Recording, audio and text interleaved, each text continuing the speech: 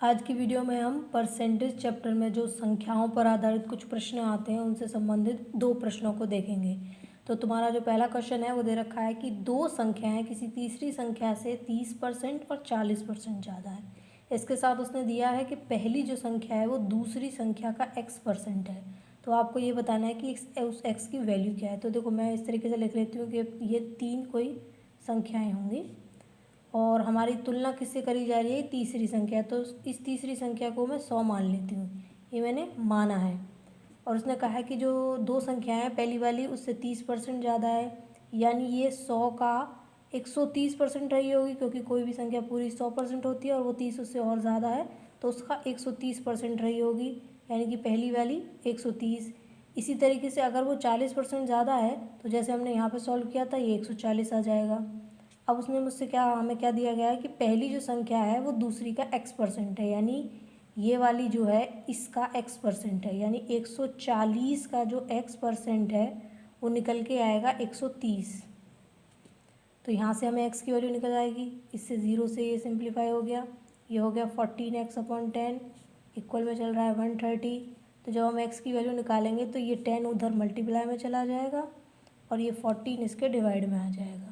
आप चाहो तो इसे 2 से 5 टाइम्स और 2 से 7 टाइम्स सिंप्लीफाई कर सकते हो और ये आ जाएगा 650/7।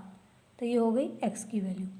और हमारे पास दूसरा क्वेश्चन दे रखा है कि एक संख्या का 3/7 का 2/3 का 3/5 जो है वो 150 है।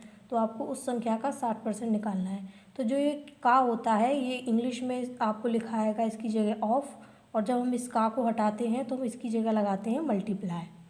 तो यानी कि हम इसको हटाएंगे और इसकी जगह मल्टीप्लाई लगाएंगे। तो जो वो संख्या है हम मान लेते हैं कोई ए संख्या रही होगी, और मैंने आपको बताया का की जगह आपको लगाना है मल्टीप्लाई, यानी कि मल्टीप्लाई 3/7 और उसका फिर 2/3, उसका भी आगे दे रखा है उसने 3/5 और ये बराबर है आपके 150 के। तो इसे हम सॉल्व कर लेते हैं।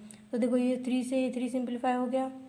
अब ऊपर वालों का मल्टीप्लाई ऊपर हो जाएगा, यानी 3 2 6 हो जाएंगे और ये 7 5 35 हो गया और ये चल रहा है आपके 150 के इक्वल। अब हमें इसे सॉल्व करना है, ए की वैल्यू निकालनी है, तो ये इधर मल्टीप्लाई हो जाएगा और 6 चला जाएगा डिवाइड में। अब इसे हम और सिंप्लीफाई कर लेते हैं। तो देखो ये 6 से इसमें डिवाइड चला जाएगा, 6 2 12 और 6 5 30। तो जब इसमें इसका मल्टीप्लाई करेंगे तो 25 पंजे 125 हो गए, 25 थिया 75 हो गए, यानी ये हो गया 875। तो वो संख्या तो 875 होगी, लेकिन हमसे क्या पूछ रहा है, उस संख्या का 60%। अब इसे और सॉल्व कर लीजिए। ये हो गया 20 से 3 बार, ये 20 से 5 बार और ये 5 से इसे सिंप्लीफाई कर लेते हैं हम। 5 एकम 5 उधर चले गए, 5 सत्ते 35, 5 पच्चीस 25 और इस पर इसका मल्टीप्लाई कर लीजिए, यानी कि 525 हो गया इस वाले का 60%। Thank you.